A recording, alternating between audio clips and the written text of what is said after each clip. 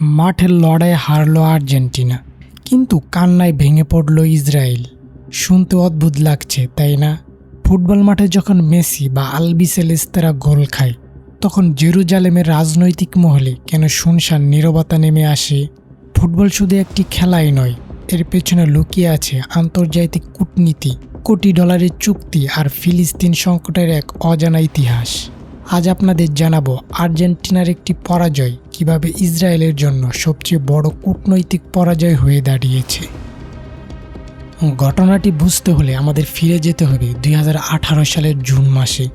Russia বিশ্বকাপের ঠিক আগ মুহূর্তে আর্জেন্টিনা ও ইসরায়েলের মধ্যে একটি প্রীতি ম্যাচ হওয়ার কথা ছিল।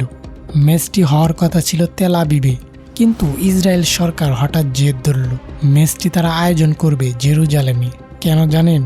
কারণ জেরুজালেমকে নিজেদের রাজধানী হিসেবে প্রতিষ্ঠা করার জন্য তারা আর্জেন্টিনার মতো জনপ্রিয় দলকে একটি রাজনৈতিক হাতিয়ার হিসেবে ব্যবহার করতে চেয়েছিল।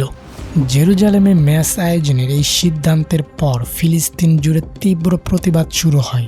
ফিলিস্তিনিরা মেসিকে অনুরোধ করেন যে তারা যেন এই ম্যাচে অংশ না নেন। এমনকি মেসির জার্সিতে প্রতীকী রক্ত মেখে প্রতিবাদ জানানো হয়। ইসরায়েলের উপর বিশ্বজুড়ে চাপ বাড়তে থাকে। ঠিক এই সময়ে লিওনেল মেসি এবং আর্জেন্টিনা ফুটবল অ্যাসোসিয়েশন এক ঐতিহাসিক সিদ্ধান্ত নেয়। তারা সাফ জানিয়ে দেয় তারা এই ম্যাচ খেলবে না। ম্যাচটি পুরোপুরি বাতিল করা হয়। এই ম্যাচ বাতিল হওয়াটা সাধারণ কোনো ঘটনা ছিল না, এটি ছিল ইসরায়েলি কূটনীতির মুখে কষে একটা থাপ্পড় মারার মতো।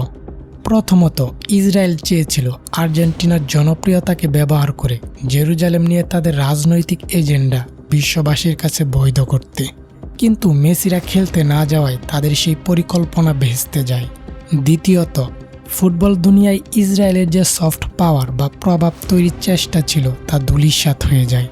আর্জেন্টিনা সেদিন মাঠে নামেনি, কিন্তু তাদের এই না খেলার সিদ্ধান্তটি ছিল ফিলিস্তিনিদের অধিকারের পক্ষে এক বিশাল নৈতিক জয়। আর এটাই ছিল মাঠের বাইরে ইসরায়েলের সবচেয়ে বড় পরাজয়। ফুটবলাররা শুধু মাঠেরই নায়ক নন, কখনো কখনো মাঠের বাইরের একটা সঠিক সিদ্ধান্ত তাদের কোটি মানুষের হৃদয়ে অমর করে রাখে। মেসি এবং আর্জেন্টিনার দল সেদিন প্রমাণ করেছিল মানবতার চেয়ে বড় কোনো খেলা হতে পারে না। আর্জেন্টিনার এই সাহসী সিদ্ধান্তকে আপনি কিভাবে দেখেন?